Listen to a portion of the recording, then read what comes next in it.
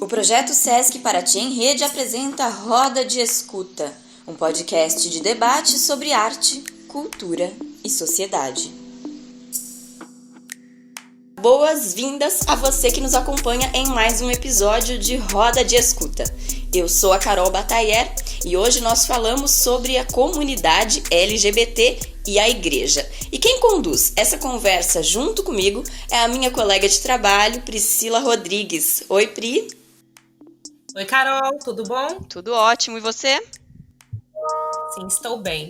Quem participa com a gente dessa conversa, nossos convidados são o Matheus Rufino, que é jornalista, morador de Paraty e tem uma experiência com a igreja, e o pastor Henrique Vieira, é um pastor que é muito conhecido pelo seu posicionamento progressista. É isso, né, pastor? Sim. Bem, obrigado pelo convite, para a gente ter essa troca aqui hoje. Obrigada por compartilhar com a gente essa conversa. Matheus, muito obrigada também pela sua presença. Bom receber você por aqui. Eu que agradeço o convite, Carol. Está sendo um prazer estar aqui com vocês. Então vamos lá, a Priscila já tinha uma pergunta preparada para abrir essa nossa conversa. É isso, né, Pri? Isso, Carol.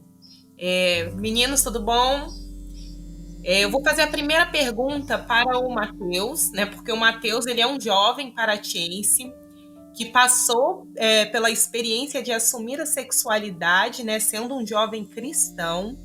E aí eu gostaria de pontuar, né, que aqui em Paraty, né, no nosso município, a igreja ela é cultural, né, para a maioria dos jovens.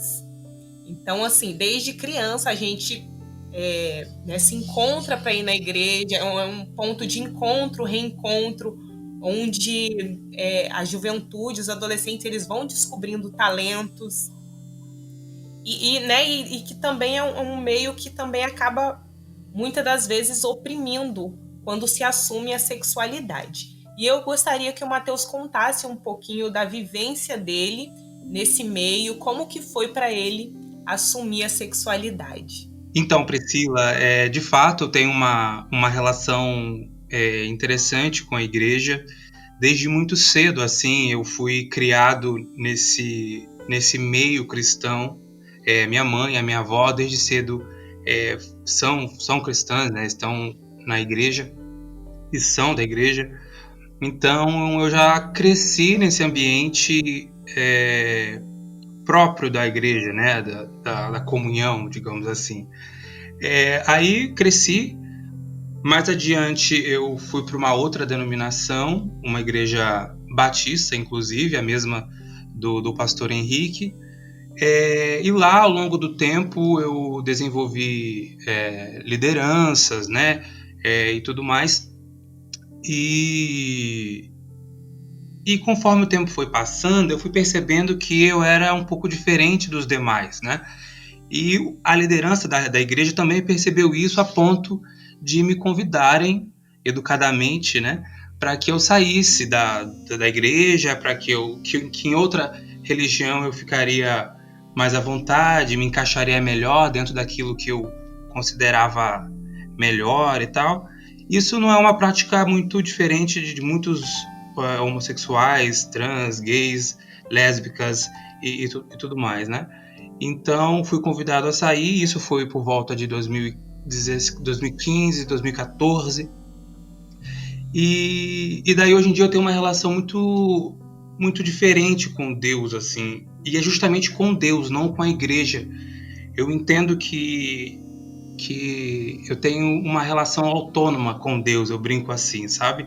Porque sou eu e ele, e entendo o meu corpo aí como uma igreja, e não preciso estar mais, hoje em dia, nesse espaço, né, que é os muros, que são esses muros, e é basicamente isso. Hoje em dia eu tenho essa relação mais direta com Deus, mais sincera com Deus, e entendo que ela não é mais aquilo para mim que era antes, sabe?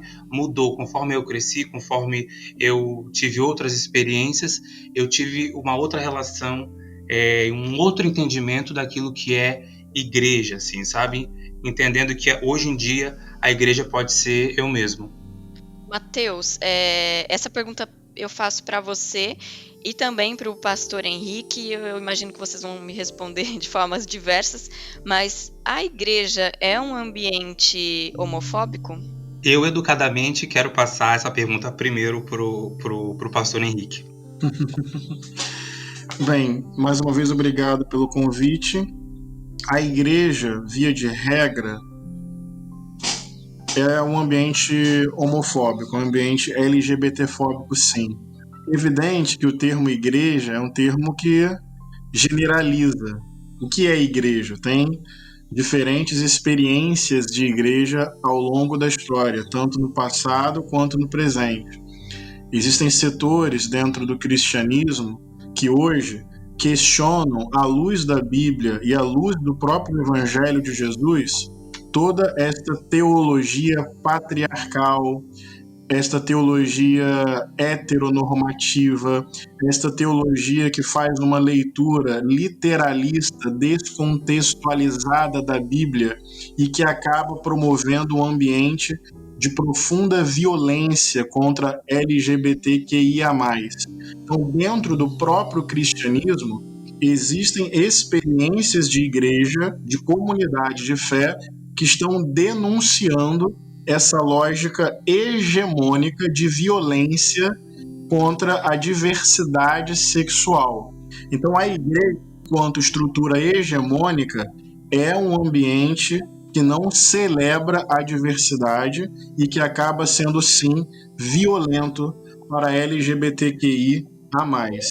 Agora, o que eu estava chamando a atenção é que dentro do cristianismo existem experiências de igreja que buscam romper com esta lógica patriarcal, esta lógica heteronormativa de uma leitura, na nossa compreensão, equivocada do sentido da Bíblia e do Evangelho de Jesus. É exatamente sobre isso que eu queria falar. Quando a gente vê discursos de ódio, discursos de preconceito, eles muitas vezes são embasados com passagens bíblicas, né? As pessoas fazem muito isso. Como é que a gente pode se apoderar da Bíblia e questionar esse discurso? Em primeiro lugar, contextualizando os textos. A Bíblia está mergulhada no chão da história e da cultura, e ela necessariamente vai refletir condicionantes históricos e culturais.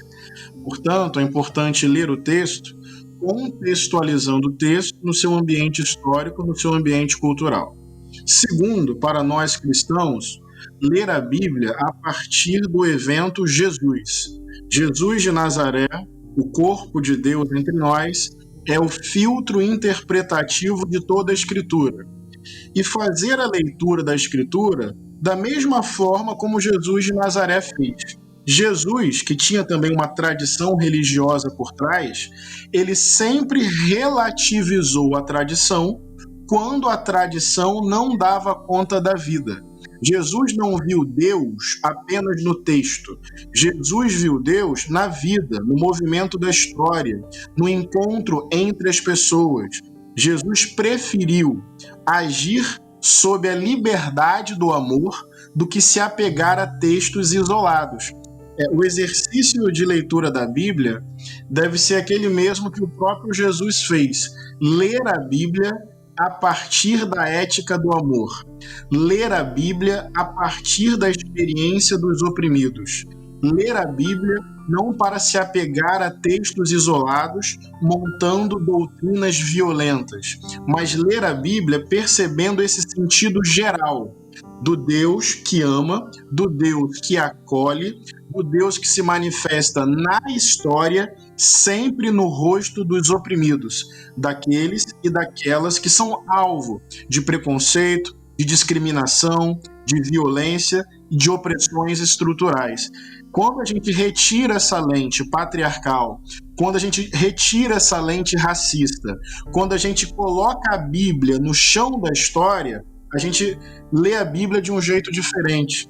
A gente lê a Bíblia de um jeito não dogmatizado. A gente lê a Bíblia percebendo todos os indícios de amor, de bondade, de misericórdia, de acolhimento da experiência humana. E, por fim, a gente percebe que Jesus não protegeu textos.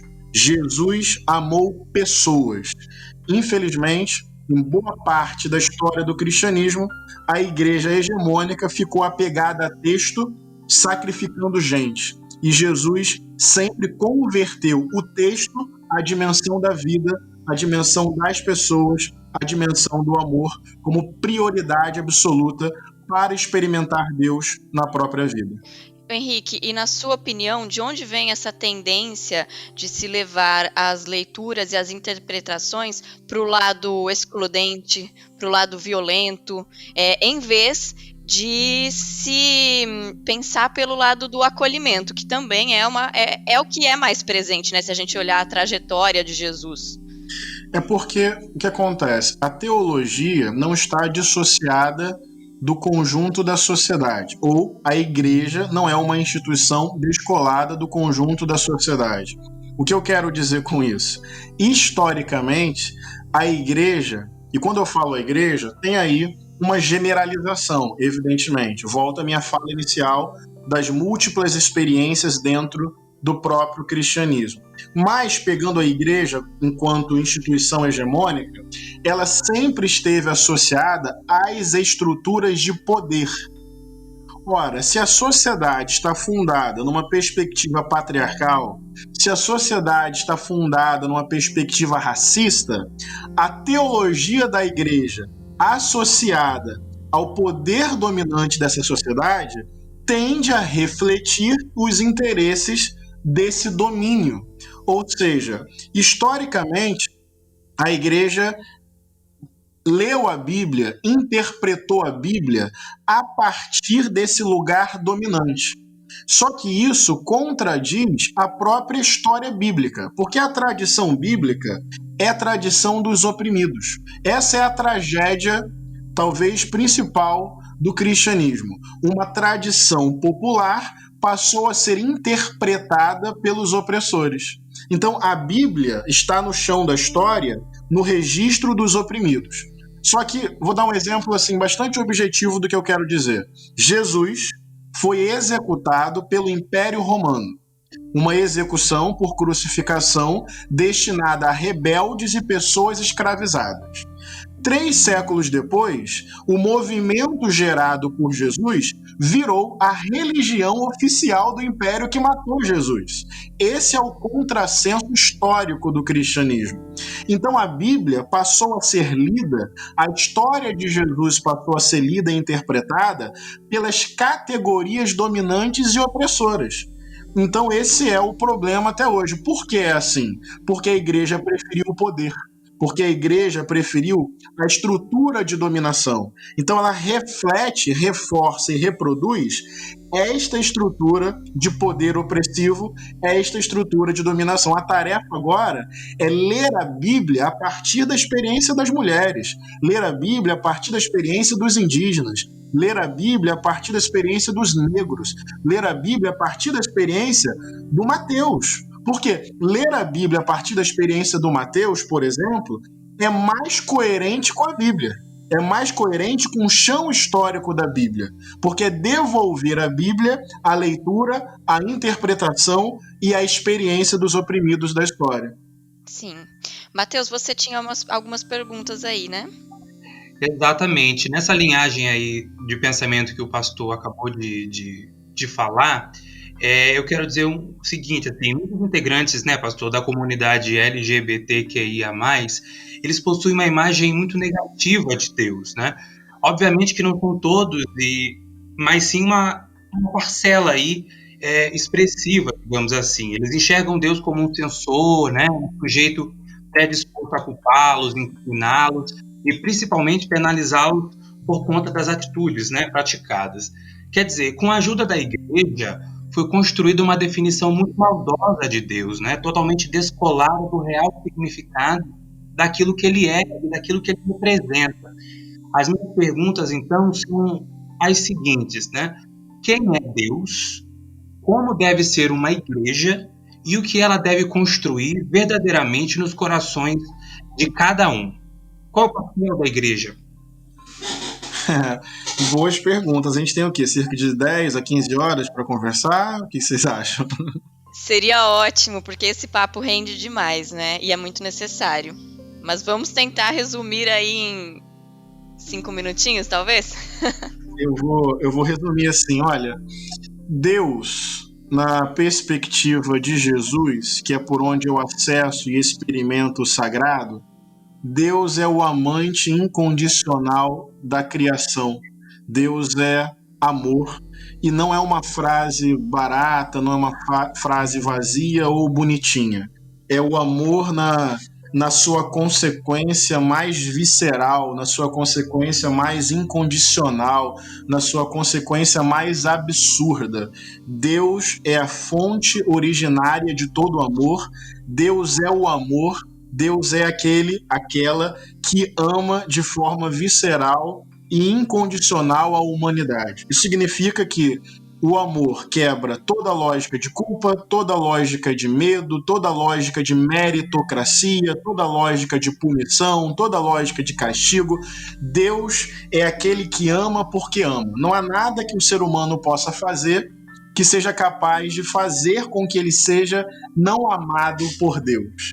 Então, Deus é o amante da vida, profundamente interessado na condição humana, solidária à condição humana. Então, com isso, eu estou dizendo que Deus é esse amor encarnado e que onde o amor acontece, Deus transparece. Deus é universal e eterno. Nossa fala sobre Deus é condicionada historicamente, o que nos deve trazer humildade e perceber que o sagrado se revela também na pluralidade das experiências culturais e religiosas do mundo. Porque toda fala sobre Deus é uma fala condicionada historicamente. Deus é eterno, eu não. E toda fala sobre Deus, em alguma medida, vai refletir os condicionantes ou as condicionantes da história. Portanto, isso me leva à segunda pergunta do Mateus. O que é a igreja? A igreja, dentro da perspectiva aqui colocada, é essa comunidade que na história experimenta Deus por meio da ética de Jesus. Então, a igreja não é exatamente uma instituição. A igreja não é um corpo doutrinário. A igreja é essa comunidade que experimenta Jesus de Nazaré, que experimenta essa ética da alteridade, essa ética do amor, essa ética do compromisso insistente com a vida e com a dignidade humana. Então, a igreja, muitas vezes, não se identifica, dentro dessa leitura e dessa definição, com a igreja instituição. Existe uma igreja fora da igreja, porque o reino de Deus não é propriedade do cristianismo.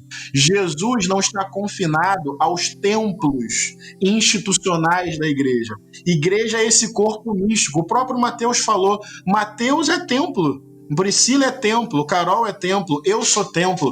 Deus está derramado no mundo e não precisa da autorização da igreja para ser quem é e agir onde age. Então, a igreja, para mim, é essa comunidade de amor inspirada na vida de Jesus e que serve ao mundo no sentido de amar. A melhor maneira de sinalizar Deus é amando. E é isso, Mateus, por fim, que a igreja deveria cultivar no coração das pessoas. Esse amor ético, esse amor prático, esse amor que quebra preconceitos, esse amor que se rebela contra a opressão, esse amor que não fica em silêncio diante do feminicídio, esse amor que não fica em silêncio diante do racismo. Vou dar um exemplo final para tentar resumir essa resposta. O que deveria escandalizar a igreja, por exemplo, na temática da diversidade sexual, de gênero e por aí vai? O Brasil é o país que mais mata transexuais e travestis no mundo. Isso deveria chocar a igreja. Isso deveria colocar a igreja de joelho no chão, pedindo perdão a Deus e procurando alterar essa realidade. Ou seja, a igreja deveria cultivar no coração das pessoas esse amor profundo pela dignidade humana. E quando eu amo a humanidade nesse sentido efetivo e profundo, não apenas sentimental, romântico, idealizado, a vida do outro me importa. a morte do outro me mata. A lágrima do outro, de alguma maneira, ainda que não totalmente, cai dos meus olhos. E a ferida do outro me provoca dor. Então, é saber que existe uma sociedade que impõe violência e medo a transexuais, travestis, bissexuais, lésbicas, gays, enfim, isso deveria fazer com que a igreja entrasse em profunda ação de estar ao lado destas pessoas para defender o seu direito à vida sem medo. Deus é amor, a igreja deveria ser a comunidade do amor, cultivando no coração das pessoas uma postura de amor concreto diante da vida. Henrique, e você acredita que em algum momento a igreja possa, e aí a igreja a gente generalizando aqui, né, tratando como um todo, mas falando principalmente do cristianismo, que ela possa retomar esse sentido de amor e de acolhimento? Olha, nas periferias do poder, à margem das instituições, eu vou dizer para você que isso já vem acontecendo. A boa notícia dessa história é que o Espírito de Deus nunca ficou confinado às estruturas de poder. Eu não sei se essas estruturas de poder têm conversão. Eu não sei se essas estruturas de poder vão alterar a sua leitura e a sua interpretação da Bíblia. Eu não sei qual é o destino da igreja enquanto instituição. Talvez o destino dela seja sempre esse: namorar o poder, se adequar à lógica da opressão e trair a memória do Evangelho. Mas a boa notícia é que existe uma igreja fora da igreja. Ou existe uma igreja implodindo a própria igreja. A boa notícia é que existe teologia feminista, que existe teologia queer, é que existe teologia negra. A boa notícia é que existe a frente de evangélicas pela legalização do aborto. A boa notícia é que existe o coletivo Evangéliques, só de evangélicos que tratam da temática da diversidade. A boa notícia é que o Espírito de Deus, para além das estruturas de poder, continua insuflando, continua estimulando comunidades que quebram essa lógica e que quebram essas estruturas de opressão e que produzem uma comunidade mais genuína e mais coerente com o Evangelho de Jesus. Então, assim, a igreja enquanto instituição, eu não sei se ela tem salvação, mas a igreja enquanto comunidade mística, corpo de Cristo que não precisa de CNPJ, essa aí sempre existiu, continua existindo e sempre existirá também. É muito bom ouvir isso, e a gente poderia até ficar horas aqui para falar desses núcleos e pontos de resistência que você citou, né? A igreja feminista, a igreja queer. Mas eu queria agora ouvir do Matheus. Você, Matheus, falou sobre a sua experiência, né? Que você em um momento se afastou da igreja por sentir essa homofobia em direção a você. Se naquela época você tivesse encontrado esses pontos e momentos de acolhimento, essas outras igrejas que o Henrique fala, você acha que você teria continuado dentro da igreja? Olha, Carol, eu acredito que sim, sabe por quê? Porque depois, né, eu fiquei ausente por alguns anos, né, depois que eu saí, fiquei meio fora, não quis saber de nenhuma religião. E há pouco tempo atrás, assim, eu estive, né, em outras igrejas com a mesma linhagem doutrinária, digamos assim, que é a Igreja Batista, e percebo que apesar de tudo, não ficou uma mágoa em mim, não ficou uma tristeza tão profunda, né? Eu entendo hoje que eu sou uma outra pessoa, preciso me relacionar de modo diferente, que a minha mente está aí em andamento, que ficar olhando para esse passado, ficar olhando para essas tristezas não me ajuda muito, né? Então, apesar de reconhecer em mim a minha própria igreja, né, a minha relação autônoma com Deus, eu acredito que não teria problema em fazer parte aí dessa igreja um pouquinho mais, como se diz, mais terrena, digamos assim.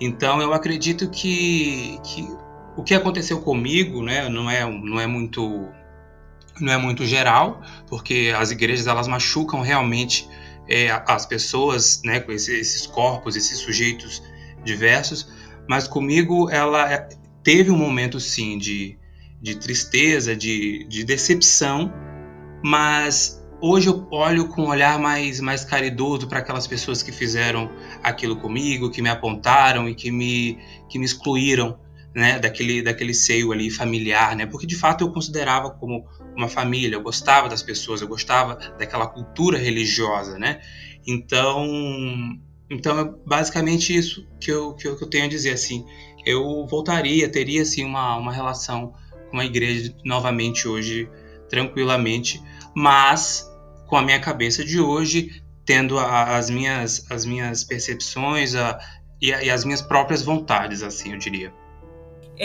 Henrique, né, não generalizando, né, as igrejas, mas a maioria entende que LGBT está cometendo uma prática de pecado. E aí eu gostaria que você colocasse para a gente, na verdade, o que é estar em pecado, né? Vocês estão fazendo perguntas muito complexas, viu? Não, mas olha, pecado é mais uma condição existencial do que propriamente a quebra de uma regra. Na verdade, quando a Bíblia fala em pecado, dentro de uma perspectiva panorâmica de leitura da Bíblia, é uma condição humana de incompletude, de não ser plenamente harmônica a vida. O pecado é essa névoa. O teólogo e pastor Edson Fernando, que eu admiro muito, ele fala que o pecado é uma espécie de névoa que nos impede de ver o outro e de ver a nós mesmos. Vamos tentar aqui nos imaginar num lugar com uma névoa tão densa que a gente não consegue se reconhecer. A gente não consegue saber onde está, não consegue ver o outro e também não consegue se ver. Então eu não penso o pecado como você quebrou uma regra, você não cumpriu aquela lógica comportamental, porque a dimensão da regra é uma dimensão histórica, a dimensão da regra é uma dimensão cultural, varia de tempo em tempo, no tempo. Então pecado, de maneira mais profunda, é um pouco aquele dilema que o apóstolo Paulo coloca na carta aos Romanos. O bem que eu quero fazer, eu não faço. O mal que muitas vezes eu reprovo, eu acabo fazendo. Todo ser humano, independente do contexto histórico e cultural, é atravessado por esse dilema, por esse corte existencial, por essa incompletude, por desejar um bem que às vezes não pratica e por reprovar um mal que acaba praticando. Então o ser humano carrega essa contradição, essa fragilidade, essa incompletude, essa saudade daquilo que ainda não aconteceu, e é por esse lugar aí que a gente fala em pecado, como essa condição humana falível, contraditória. Então isso é que seria pecado. E aí, acho que é uma forma de qualificar melhor esse conceito. Tudo aquilo que nos impede de viver essa verdade do amor, essa verdade da liberdade própria, essa verdade do encontro com o outro, aí está esse pecado como essa névoa nos impedindo, segurando o potencial mais criativo, mais original da nossa própria vida. Então, o pecado é essa névoa que nos rouba de nós mesmos, que nos rouba da nossa potência mais original. Nesse sentido, o pecado não está na identidade de gênero ou na orientação sexual das pessoas, porque essa é uma dimensão da vida, do desejo, da identidade, da construção do indivíduo. O pecado, enquanto névoa que nos impede de ver o outro, de ver a nós e de viver o potencial máximo da nossa vida, eu vou dizer que o pecado está muito mais na intolerância. O pecado está muito mais na discriminação. O pecado está entranhado na própria estrutura patriarcal heteronormativa. Por quê? Porque essa estrutura, por definição, asfixia, estrangula, impossibilita, limita o potencial de vida de muitas pessoas. Quantos gays estão nesse momento nas igrejas, igrejas de conteúdo teológico homofóbico? Quantos gays estão agora pensando em se matar, tomando remédios, não se sentindo amados por Deus, achando que precisam escolher entre vou para o céu ou vivo a minha sexualidade? Isso é torturante. O Mateus pode falar melhor sobre isso. Eu, como pastor, já acompanhei de tudo. Já acompanhei adolescentes sendo expulsos de casa, já acompanhei adolescentes não podendo sair de casa, já acompanhei pessoas que ficavam no quarto, entre aspas, expulsando o demônio delas mesmas. Ou seja, o que é pecado nessa história? Pecado é essa narrativa que pega um texto isolado e cria essa névoa, cria esse impeditivo, cria esse estrangulamento existencial, essa asfixia da alma, que a pessoa não pode viver com integridade quem ela é. Então, o pecado não é uma regra. O pecado é uma interdição à plenitude da vida. O pecado está muito mais na LGBTfobia e não está nada na orientação sexual, na identidade de gênero, que é uma experiência profunda e legítima da condição humana. Ô Henrique, e quando você se posiciona dessa forma, você é muito atuante, né, nas redes sociais, nos seus discursos, e eu digo atuante nesse sentido de falar em favor do amor, da aceitação, da não violência, e quando você se posiciona dessa forma, você encontra reação, resistência? Como é a aceitação pela parte, digamos, conservadora da população? Não, olha, a parte mais conservadora basicamente rejeita. Mas não me rejeita só. Enfim, eu não quero centrar essa história em mim, né? A parte conservadora rejeita muita gente, né? Rejeita muitas vozes, rejeita muitas pessoas. A parte conservadora perdeu o Mateus. E quando perde o Mateus, perde uma vida, perde uma história. E quem perde é a parte conservadora. O Mateus se reinventou. Pelo que ele colocou aí, tem dor, tem sofrimento. Mas eu lamento quando a igreja rejeita tantas pessoas e perde a preciosidade que essas pessoas carregam na vida. Então, assim, eu sou rejeitado, mas não sou eu. Infelizmente, a vivência conservadora, ela tem bloqueios e não consegue acolher a diversidade própria da vida. Teve uma vez que uma senhora estava muito nervosa, com as mãos trêmulas. Ela dizia assim: "Mas Henrique, eu vi você crescer na primeira igreja batista de Niterói. O que aconteceu com você, que você hoje faz essas defesas?"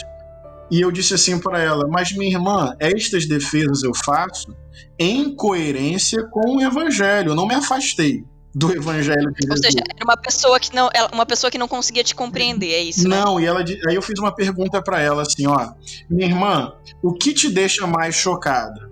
2 homens se beijando ou se um deles for executado por ser gay? Ela parou, eu senti que ela ficou desconcertada, porque no limite eu coloquei para ela uma manifestação voluntária de afeto, 2 pessoas se beijando porque querem se beijar, e um homicídio motivado pelo ódio. A minha pergunta tinha esse caráter provocativo.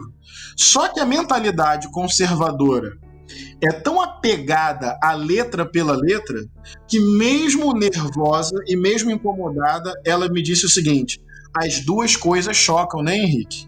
No limite, ela está igualando uma manifestação voluntária de afeto, 2 homens se beijando porque querem se beijar, portanto não tem ninguém fazendo mal a ninguém, com um homicídio motivado pelo ódio. Na mentalidade conservadora, as 2 coisas são igualmente pecaminosas, mas isso não é novo. Jesus de Nazaré enfrentou a mesma lógica religiosa que amava mais o texto do que a dignidade humana. Certo. E essa pergunta agora eu faço para vocês dois, tanto para o Matheus quanto para o Henrique. O ódio, como você disse, não é novo, né? É histórico, mas nós vivemos agora momentos de muito discurso de ódio, talvez pelas redes sociais nos mostrarem isso de um modo mais explícito. Como é que a gente pode resistir a esses tempos de ódio? Quer falar primeiro, Matheus? Com jejum e oração. Não, é brincadeira. É brincadeira, mas de certa forma também de uma certa forma também é verdade. Como a gente deve enfrentar, né, esse momento, no meu ponto de vista, discutindo, debatendo, fazendo isso que nós estamos fazendo, levando aí de fato a sua própria visão do que é Deus, conversando sobre essas questões e não bater de frente assim no sentido de agir com a mesma intensidade com que eles nos tratam, sabe? Assim, com que eles têm para responder o diverso, a diferença, né? Porque eles são armados aí de ódio, né? De indiferença, de preconceito. E daí acredito que para combatê-los é justamente o oposto. É na racionalidade, na civilidade, na compreensão das situações, né? E na experiência de vida mesmo e propagando aquilo que foi o legado de Jesus aqui na Terra, que é a paz. Eu acho que a minha visão geral, eu acredito que seja essa. Você tem trabalhado isso no seu cotidiano, Matheus? Tenho totalmente. Como você já me apresentou, né? Eu sou jornalista, né? Escrevo algumas coisas. E há um tempo atrás, há uns meses atrás, eu escrevi um conto justamente para assassinar ali. Isso parece duro, ambíguo, contraditório, mas na minha cabeça faz uma espécie de sentido. Quer dizer, para eu não desejar a morte de uma pessoa real, eu criei um personagem para poder fazer com ele aquilo que ele faz na vida real, na vida física aqui, né? Então, para além disso, isso já mostra aí, né, a minha relação com a vida, né? Eu tô totalmente a favor da vida, não quero que ninguém perca aí. Então, essas mortes agora do coronavírus têm me afetado também de um modo muito, muito incisivo, tenho me distanciado um pouco das notícias, porque isso me machuca. Então, sim, eu tenho praticado essa relação de amor socialmente, eu tenho essa compaixão para com os demais e acredito que tenho muito a melhorar, isso é fato, porque a vida é isso, né? Essa caminhada em busca de uma melhora sempre e chegamos ao fim, às vezes a gente nem conseguiu tudo. E eu acho que também a vida não pede da gente essa perfeição toda. Mas, assim, acredito que estou nesse caminho aí, à procura de espalhar amor e de evitar o máximo de ódio e guerra. Já tem muitos que fazem isso por mim, de certa forma. E você, Henrique, o que é que você me diz sobre resistência em tempos de discurso de ódio? Basicamente, o que Matheus falou, concordo muito com ele. Identificar as raízes históricas desse ódio, para além de um fenômeno individual, subjetivo, o quanto o nosso modelo de sociedade propõe o ódio como lógica de vida. Não tem patriarcado sem ativar dispositivos de ódio, não tem racismo estrutural sem ativar dispositivos de ódio. Então, é pensar tanto do ponto de vista subjetivo e individual, mas também identificar como esse modelo de sociedade é feito para ter o ódio como normalidade.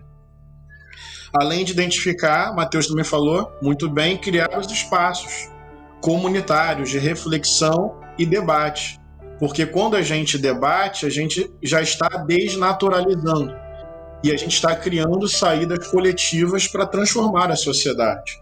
Então, eu incentivo isso, criar espaços de troca, de reflexão, de entendimento da realidade, de intervenção na realidade. E, por fim, eu entendo, como o Matheus também colocou, a vida de Jesus como um caminho.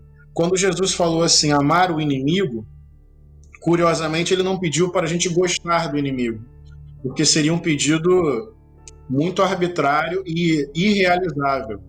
Porque como é que você vai forjar um sentimento de carinho por quem deseja ardentemente a sua morte? Jesus não pediu esse tipo de sentimento, porque Jesus não identificou o amor como sentimento. Aí está a resistência. O amor não é exatamente um sentir, o amor é um fazer. Então eu posso sentir raiva, eu posso ser atravessado pelo ódio, são sentimentos humanos, mas eu posso eticamente, em amor, decidir não violentar quem me violenta. Eu posso eticamente, em amor, decidir não desumanizar quem me desumaniza. E aí está, talvez, a raiz da nossa resistência. Identificar as opressões, denunciar firmemente os opressores, sem devolver o mal com o mal, sem desumanizar quem nos desumaniza. Isso não está no campo do mero sentimento. Isso está no campo de uma decisão ética e política. Eu vou denunciar as opressões e não vou desumanizar os opressores. Priscila tá tão quietinha hoje, tá mais de ouvinte na nossa conversa. Eu queria saber se você tem mais alguma pergunta. Na verdade, eu tô curiosa para saber do Henrique quando, né? Porque eu não sei, mas eu imagino que as igrejas, elas sempre pregou esse conservadorismo. E aí, Henrique, qual foi o momento da sua vida que você parou e falou assim, peraí, esse conservadorismo aqui tá errado, né? Vamos... E aí você começou a entender qual era o correto, sabe? E a entrar nessa luta pelo LGBT. Não só pelo LGBT, mas quanto muitas questões sociais, né, que não se aborda dentro da igreja. Desde a minha infância, lendo o Evangelho, eu percebi a conexão entre Jesus e a comunidade, Jesus e a vida do próximo. O Evangelho sempre me colocou no tempo presente, com a esperança da eternidade com Deus, mas produzindo uma ética para agora. Então, essa intuição sempre veio. Mas, na minha adolescência, Priscila, eu tive uma espécie de crise com a institucionalidade, sim. Foi a partir da minha leitura do Evangelho, foi a partir da escola, onde eu estudei numa escola bem interessante, bem progressista, com matemática muito forte de direitos humanos. Depois eu fui fazer teologia no seminário, fui estudar ciências sociais na UF. Então, essa dimensão do estudo, mas não só do estudo no sentido acadêmico, essa dimensão da convivência fora da igreja foi fundamental para eu perceber o seguinte, que aquela institucionalidade conservadora estava sufocando a minha espiritualidade. Então foi ali nos 15, 16 anos que eu vivi essa crise. E ao invés de abandonar a fé, o que aconteceu comigo foi uma ressignificação da fé. Junto com amigos e amigas, nós formamos uma igreja batista, a Igreja Batista do Caminho, ou seja, nós juntos salvamos a nossa própria fé, ressignificamos a nossa própria fé. E o mais legal dessa crise é que eu fui descobrir, e eu tentei enfatizar isso em vários momentos desse podcast, eu descobri que aquela crise não era minha. Eu descobri que existe uma tradição cristã que é progressista, que é interreligiosa, que é amante da vida. Eu fui descobrir a história de Luther King, de Francisco de Assis, de Irmã Dorothy, das comunidades eclesiais de base. Eu fui descobrir a história dos padres revolucionários na Nicarágua. Eu fui descobrir, olha, na verdade existe um cristianismo histórico aí profundamente interessado na justiça social, no respeito à diversidade, no cuidado com a Mãe Terra. Então deixou de ser um dilema meu. Eu me senti acolhido por uma tradição cristã que até então eu desconhecia, porque o conservadorismo aparecia para mim como a única versão possível de cristianismo. E não é mesmo. Então foi nesse momento de adolescência, início de juventude, que eu tive essa mudança de perspectiva dentro de mim. talvez essa mudança de perspectiva também seja uma estratégia de resistência para todos nós, né? Entendermos que existem várias igrejas, o que a gente disse ao longo desse episódio. Existem várias igrejas, existem núcleos acolhedores e locais de amor, de resistência também. Sim, com certeza. Eu faço parte, por exemplo, do movimento negro evangélico. Houve uma iniciativa agora, até falar sobre ela rapidamente, movimento Madalenas. Mulheres evangélicas resgatando a história de Maria Madalena, que é uma história estigmatizada por essa lente patriarcal, resgatando a história dela para denunciar a violência contra mulheres dentro da igreja. Ou seja, são mulheres evangélicas criando uma rede de solidariedade interna para denunciar uma violência histórica e um silenciamento histórico das próprias mulheres. Essa é uma iniciativa dentro do campo evangélico, entendeu? Essa iniciativa, ela tem uma localização, um núcleo centrado em alguma cidade, algum lugar? No Brasil inteiro. Nesse momento de pandemia, por enquanto, não tem um lugar físico, um endereço, né? Um movimento virtual de mulheres evangélicas. Está crescendo bastante. Muito bom saber de mais esse movimento. Matheus, queria falar alguma coisa? Sim, eu queria aproveitar o gancho, né? Jornalista adora aproveitar gancho. Já que ele falou da questão da mulher, eu quero saber, pastor Henrique, o que você acha dessa possibilidade de Deus mulher, né? Como diz a cantora Elza Soares, ou transexual, como representada pela sua amiga, inclusive Renata Carvalho, numa peça de teatro. Deus também pode estar nesses sujeitos e sujeitas? Mas com certeza absoluta. Assim, do ponto de vista teológico, eu vou dizer que Deus é supragênero, né? E que a narrativa que masculiniza Deus é fruto da perspectiva patriarcal e que monopoliza as imagens de Deus pela lente do patriarcado. Então Deus é homem, Deus é branco. Isso não é detalhe, porque isso vem com uma carga cultural fortíssima relacionada a estruturas de opressão. Então, afirmar que Deus é mulher, afirmar que Deus é trans, é, na verdade, desautorizar o discurso patriarcal que busca sequestrar para si a imagem de Deus. Deus é supragênero, mas se toda fala sobre Deus é condicionada historicamente, por que não, então, quebrar a narrativa hegemônica? E vou dizer mais, a perspectiva de Deus mulher é mais coerente com o substancial bíblico.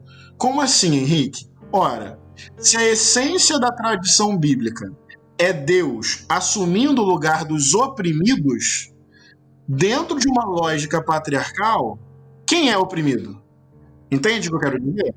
São as mulheres, são as LGBT. Então, na verdade, afirmar Deus como mulher é uma estratégia genuína para a gente reconhecer a essência mais profunda de Deus. Nós estamos viciados, nossa linguagem, nossas imagens, nossa subjetividade, nós estamos viciados pelo patriarcado. O patriarcado sequestrou Deus para si. E a imagem Deus-mulher, a imagem Deus-trans, é ir lá na casa grande e dizer o seguinte: Deus não pertence a vocês. Deus não é monopólio desse discurso.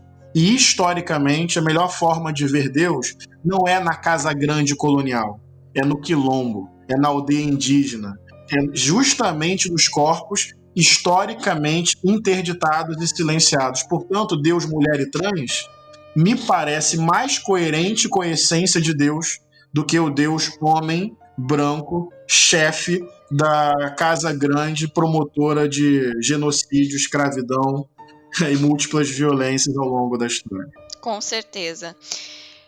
Bom, nós precisamos nos encaminhar para o fim dessa conversa, infelizmente, porque ainda poderíamos falar muito, né? É um assunto que rende demais.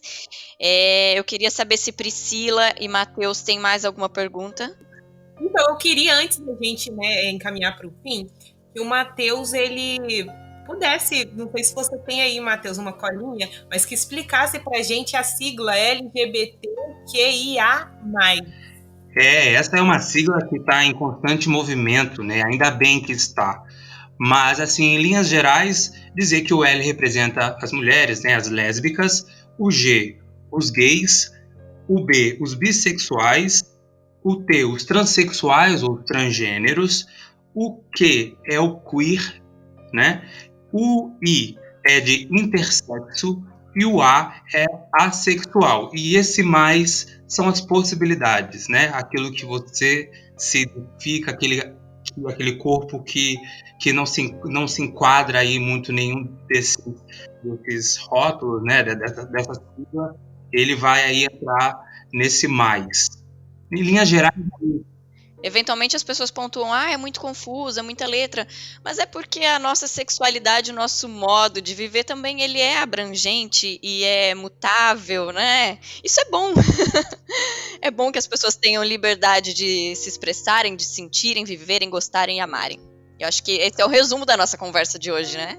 Eu agradeço, em nome do Sesc Paraty, a presença de vocês, ainda que distante, nesse diálogo, e as colaborações de vocês, nossos convidados, Matheus e Henrique.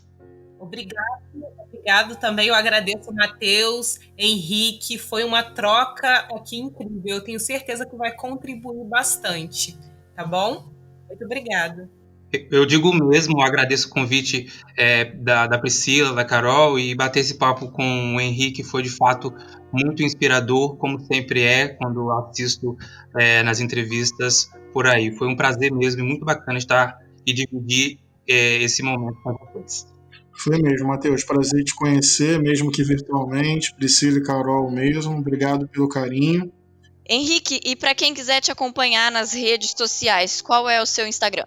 Meu Instagram é @pastorhenriquevieira. Ótimo.